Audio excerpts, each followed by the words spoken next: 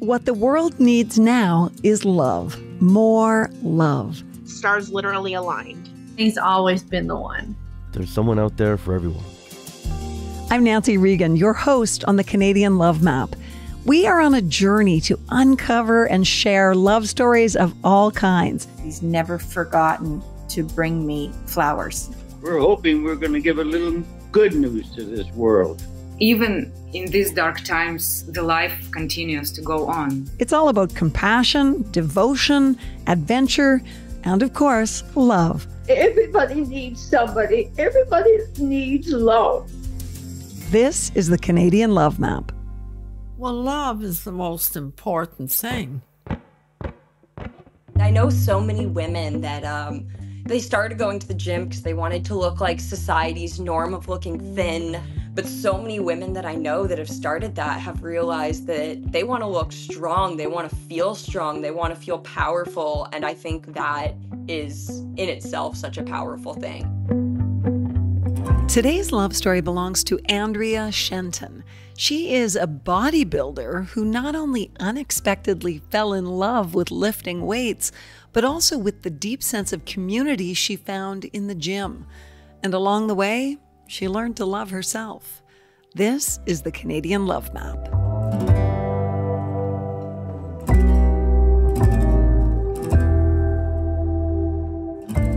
Andrea, welcome to the Canadian Love Map. Hi, it's so nice to be here. This is a different kind of subject for us. This, podcast is all about love in its many different forms. But the prime one that we're talking about today, I guess really fits into the self-love category because you've fallen in love with doing something that is supremely good for you. Yeah, I've really gotten invested in like my own wellness and putting myself forward and just shaping myself out to be the best I can be physically, mentally, just all across. And in particular, I guess you've fallen in love with bodybuilding. And that's fascinating to me because I'm always interested, particularly when I see women in this field, how it started. So I wonder if you could take us back to the beginning. Yeah, I would love to. So I got into the gym about maybe 2.5, 3 years ago now. And before that, I really just was not an athletic person. I did not enjoy the gym. I'd gone a few times with my family because they're all very, very athletic, but I was just never in that same ballpark until I was going through like a lot of mental struggles myself, and I had a lot of things going on in my personal life. And eventually the roommate that I had at the time, she was like, we have to get you out of the house. We need to get you doing something. 'Cause it was just me staying inside all the time, being upset. So she kind of encouraged me to start coming to our university gym, and immediately I fell in love with it. And as soon as I found out about bodybuilding, which I found out because my sister actually decided to do a show, as soon as she kind of introduced me to it, I immediately was so interested. And as soon as I went and I flew home to Ontario to see her compete, and immediately I knew I had to do it. And I was so excited to get started. That is a really short narrative arc. Like to go from 0 to 100 in such a short period of time is amazing. Yeah. Were you athletic as a kid? I really wasn't. Like, I did like a few sports here and there, but like nothing super athletic, nothing like strength or cardio based. I was never into it, but my whole family was always really into the gym. They were always varsity athletes with scholarships, and I was the only one that was like, "Ooh, it's not for me." And all of a sudden, it just flipped a gear, and now I can't get enough of it. You were just a late bloomer. Absolutely, yeah. It's nice though. It also gives us like the family bonding across it, which is always a bonus. I want to go back to that piece about mental health, if you don't mind, because I think so many people will be able to relate with the idea that maybe when we need exercise the most, when we're feeling low or we're going through a depression or struggle of any kind, as you describe it, that's the hardest time to actually get motivated to get out and move our bodies. What was your specific experience of that?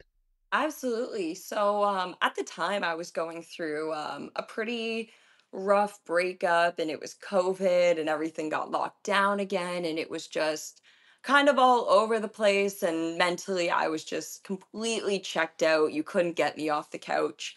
And it Yeah. wasn't until my roommate like really told me, she was like, "We're going," and she signed my name up, so I couldn't say no.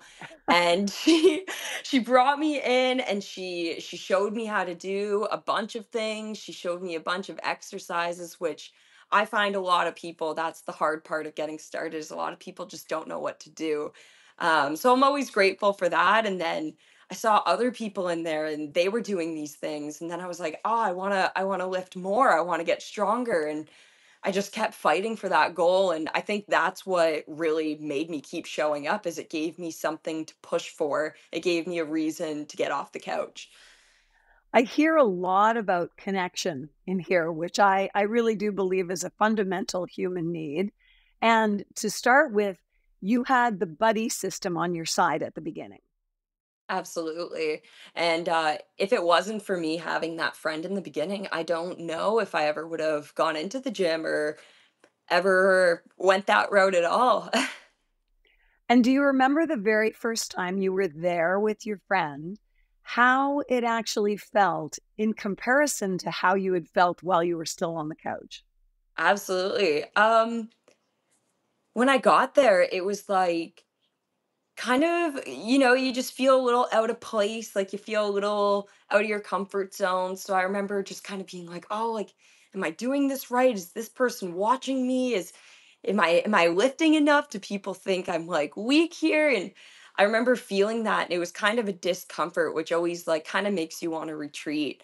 Um, but it just like made me like, okay, maybe I'm not doing this right, but now I want to learn to do it right. And like, like just giving myself a bunch of reasons why I needed to keep going and why I wanted to keep showing up for myself. And it just felt so much more rewarding to go and put work into myself than to just lay around and not do very much for myself at all.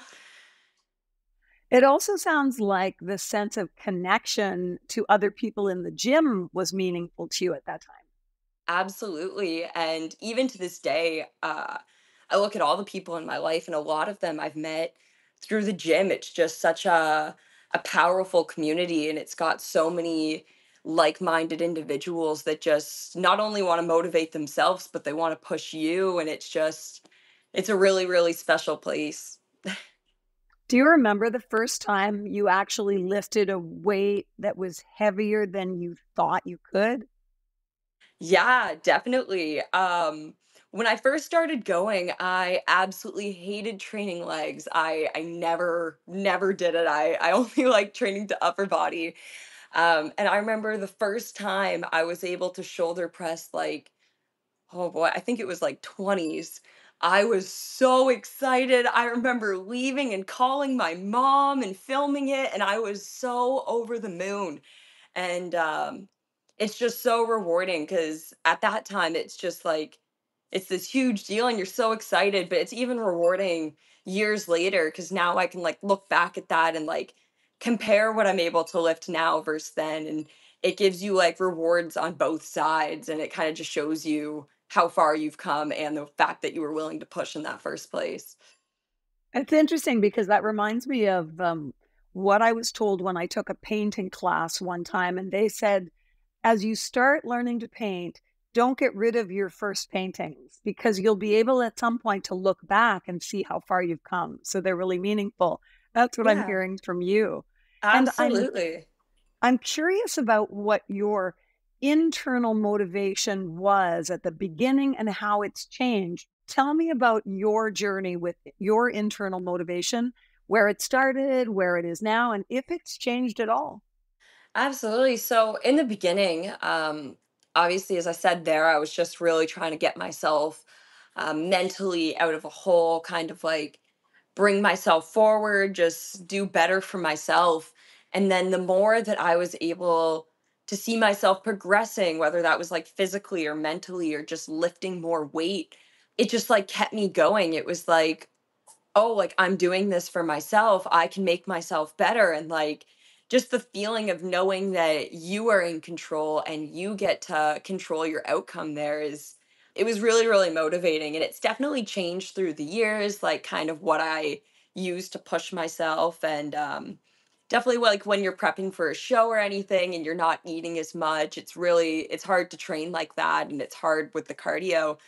Um, but I think of everyone around me that pushes me and supports me, whether that's like my families or friends. I think about the feeling that I get when I like send a picture to my coach or something and I see like, some new definition on my body or something that I didn't see before. It makes me like, it reminds me that I'm still progressing. And even though it's more obvious at the beginning because you go from nothing to having a little bit of muscle, it's like, just seeing that you're constantly moving forward is so inspiring to me, and I always use that to kind of like really push myself forward, and just knowing that I always want to be better than I was like the week before even. So you said you went home to Ontario to see your sister in a bodybuilding competition. Is Yeah. that the first such competition that you actually had gone to? It was. When she went into it, she didn't know too much about the sport. She just heard about it and she's like, well, I want to try this. Why not? Sure. So she did. And I flew in the night before the show and surprised her at her hotel. I remember seeing her on stage and like I had watched her in this process getting ready for it for months. And I remember like sitting in the audience and like I was in tears watching her up there just because like it's such like a proud moment and you can feel how excited everyone on the stage is and like how proud they are even of themselves. So it was really inspiring and just seeing everyone up there and seeing how hard they had worked. It's everyone I know just says go into a show is it's the best way to motivate yourself. It's funny because in some ways I think of that situation where they're showing off their body, which is about they're being judged on the look of it and so on. But I can't help but think it must be so internally empowering. Yeah, absolutely. I mean, even from the female side, like getting glammed up with your hair and your makeup, and you get to wear like your nice suit and the tan, and like, regardless of the muscle, even you just feel gorgeous on the day. Like, you feel great. So, like, that's always a confidence booster. And then you go out there and you have all these people cheering for you and screaming your name. And, even if there was no one else on the stage, it's just such like a powerful and like confident feeling for sure. How much is the physical strength a part of that feeling of empowerment? It's definitely a part of it. I definitely like find like I can be very hard on myself if I'm not happy with the way I'm progressing physically. But definitely on that day, it's like you see like the fruits of all your labor kind of come together. Like you see everything that you've been working for months kind of show up. And you start like feeding yourself more on the week leading up to it. So everything starts to pop. And it's just like a look that you hold for just a day. But even seeing that look and seeing like how much you actually have there is really powerful as well. Okay, so how did it start for you actually, where you just went, okay, I'm no longer just going to the gym anymore. I am a bodybuilder. So after I came back from my sister's show, I was like, okay, I don't want to waste any time. I want to get right into this. I want to use all that I can for it. So I pretty much immediately hired a coach and we started working together, started progressing. And it didn't really work. We didn't really see like eye to eye per se. So I ended up getting a more local coach that was here in Halifax and went to my gym. And we started working together. And I told the coach, I said, when you think I'm ready, when you think I have enough, tell me and we'll pick a show and we'll start. But I knew that I did not want to start until I was ready and that I was going to have like a competitive package to bring to stage. I didn't want to just get up there to get up there. I wanted to, really bring something I could be proud of that showed that I was willing to play the time game on this and I was willing to take however long it needed to build the muscle that I needed to get on the stage. We couldn't share the great stories that we do here on the Canadian Love Map podcast without the amazing support of Charm Diamond Centers. They are Canada's largest family-owned jeweler, and they're proud to be putting love on the map. The folks at Charm Diamond Centers are thrilled to be a part of your love story. So visit charmdiamondcenters.com or one of your local stores. Love starts here. Most love stories have their ups and downs, their peaks and valleys. Did you have those in your love story with bodybuilding? Definitely, definitely. So my first prep was last year, so that's like just the lead up to your bodybuilding show. So my last show would have been in September there, and it was my first ever show. So I started getting ready for that in around May of last year. So I did May to September. And during that time, I lost about 47 pounds. I was not eating too much. I was doing 2 hours of cardio most days. Towards the end, it was every day. It was just like really, really heavy. And of course, that takes a toll on the body.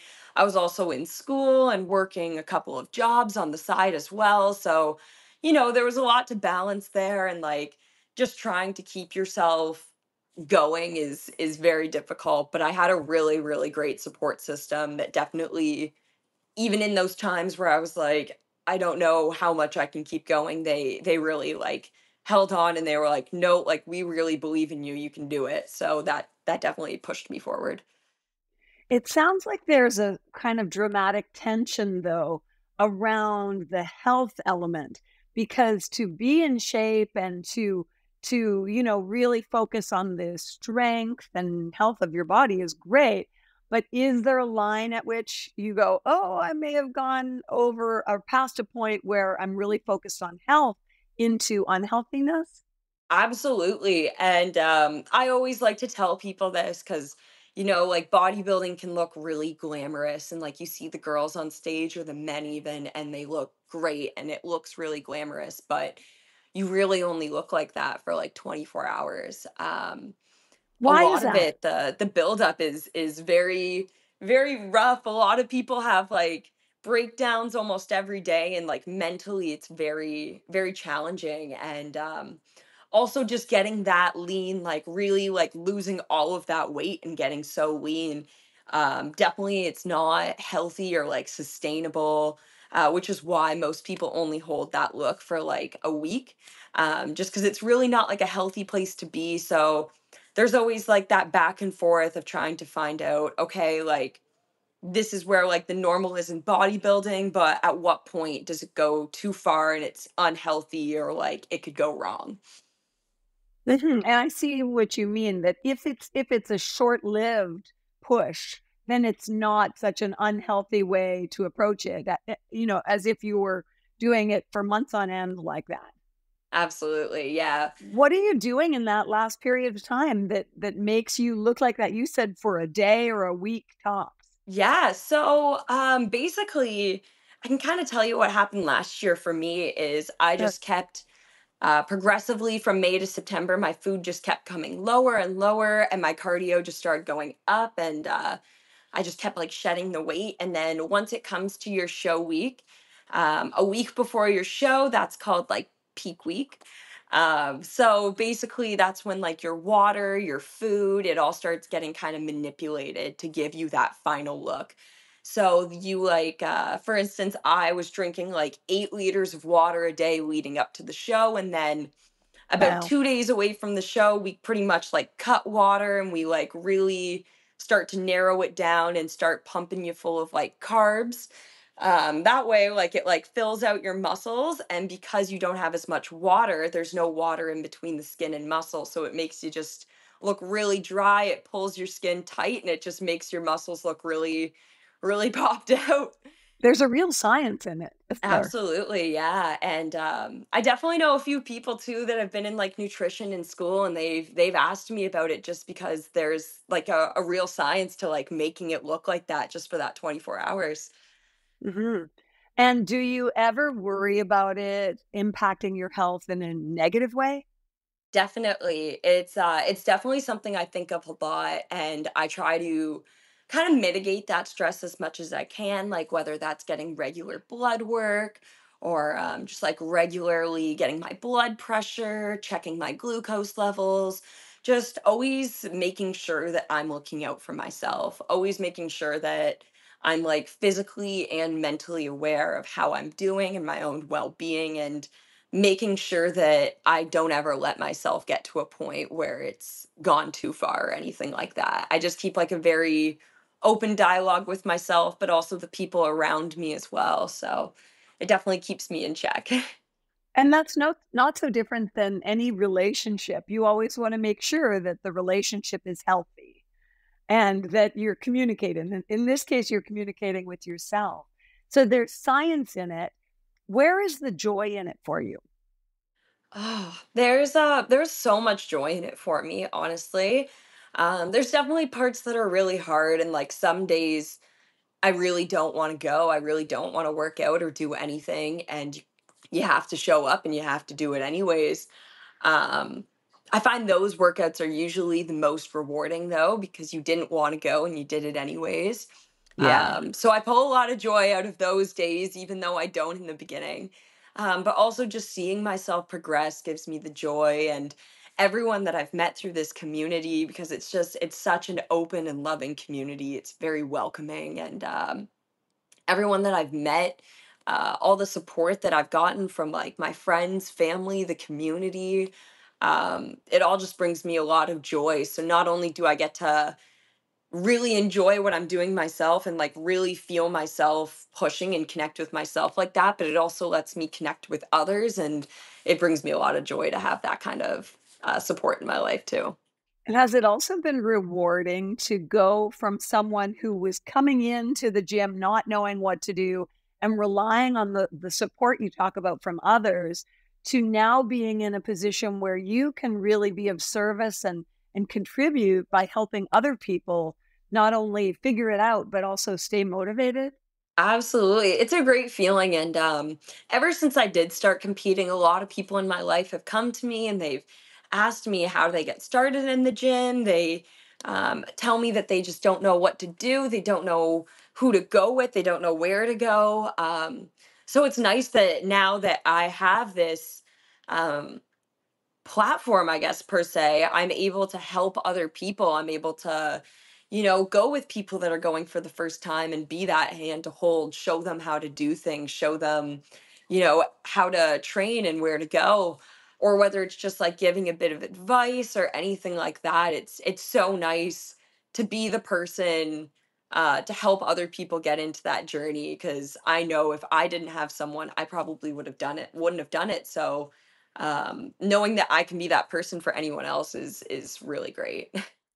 And here's another layer of love in your story. I understand you have a partner in crime. Yeah. Tell me about that. Yeah. So my boyfriend Mike, he's absolutely wonderful, and he supports everything that I do as far as the gym goes. He's always my number one supporter. He always holds my hand through any part of it, and is ready to cheer me on through every part. We met actually at the gym, and it was just maybe a month before I started my first ever prep. And when we met at the gym, immediately we just clicked, we hit it off, and about a month later when I started my prep, that definitely takes a toll on a relationship. It means no more dinner dates. You can't really go out and do all of those same things. You don't have the time, the energy. You can't eat or drink anything. So definitely is a challenge in a new relationship, and also just like, conquering the mood swings of being hungry and tired and everything. So it was really, really hard to try to mitigate that, but we really tried to keep just open communication, and he did a really great job of supporting me, and I couldn't have asked for anything better in my first one. And even to this day, he supports me so much, and he's grown a love for the sport himself, and now he wants to compete as well. So it's really special to have someone that's so involved as well. I guess my question is who would win in an arm wrestle? Oh, definitely him. Definitely him. He would win in an arm wrestle, but I'm sure I could outdo him on the legs any day. Oh, I like that. That's pretty good. I'm curious about where you'd like to take this. Oh, so I would love to be a pro one day. I would love to get to the pro level and win my pro card one day, but that's definitely in the distant future for me. Right now, I'm just prepping right now for a show that I've got here in Halifax in about 5.5 weeks. But other than that, I'll probably just take some time off after this and then just take a long time to build, get a lot more muscle on me so that I can eventually go to nationals and hopefully one day get that pro card and become a professional in the sport and start competing on the big level. Wow. Well, I think that you must inspire a lot of people, but I am also aware that a lot of those people may not ever do bodybuilding as such. There are a lot of people listening even right now who, like me, just feel like, okay, as soon as this is over, I'm going down to work out. And, I'm going to really take a whole new approach to taking care of my body and being healthier and stronger. I think for women, I think that's a really powerful thing to feel strong. Absolutely. And I know so many women that they started going to the gym for kind of like what you said, because they wanted to look good. They wanted to look like society's norm of looking thin. They just wanted to like look like that. They wanted to look defined. But so many women that I know that have started that have realized that beyond that, they want to look strong, they want to feel strong, they want to feel powerful. And I think that is in itself such a powerful thing. And so many of these girls now have come on to like, whether it is that they're competing or not, they've just really grown into like really loving it regardless and wanting to be like their strongest version of themselves. And I think that's really powerful. And I love seeing more women coming into the space. And do you have any sort of parting advice for anyone out there who might be maybe not just, sucked into the couch, but somewhere between there and the door to getting out to the gym? What is your best advice for people in terms of really helping them make that first move? I mean, the only person that can really take the handles on your life is you. And if you don't take that responsibility, no one's going to make you do it. And no one's going to make you get out that door and look after yourself. And in a few years, you can look back and maybe you've changed at that point, but you're always going to be like, I really wish, you know, I took care of myself. And you only ever get one body. You're only going to get your one self dialogue. So, taking care of that, putting yourself first, and whether that's mentally, physically, just getting outside and breathing some air, going for a walk, whether it's lifting weights or not, just taking the handles on your own physical and mental well-being and telling yourself that you do have control over it. And whether it takes some take and go and you have to try out new things to find what's going to work for you, you will find something, and you're the only one that can make yourself responsible for it. One helpful piece of advice I heard one day, and I forget from whom, was that you actually have to change your self definition to say, I am someone who works out every day. Yeah. Rather than, oh, I have to work out today. It's actually, I am someone who does this every day. It's just part of who I am. What would you say your self definition is? I just never look at it as like something I have to go do. It's something that I just need to. It's something that is like my place where I get to go and have an hour and a half, 2 hours just to me. But I really like to just look at it as the big picture, and whether I'm looking at it with like my work or with my school or anything, I like to just look at it and just say like I love to work hard, I love to make it happen, and I'm the only one that can do that for myself, so I just make it happen. Love it. Well, I want to say thank you so much for joining me today. And Andrea, I'll see you at the gym.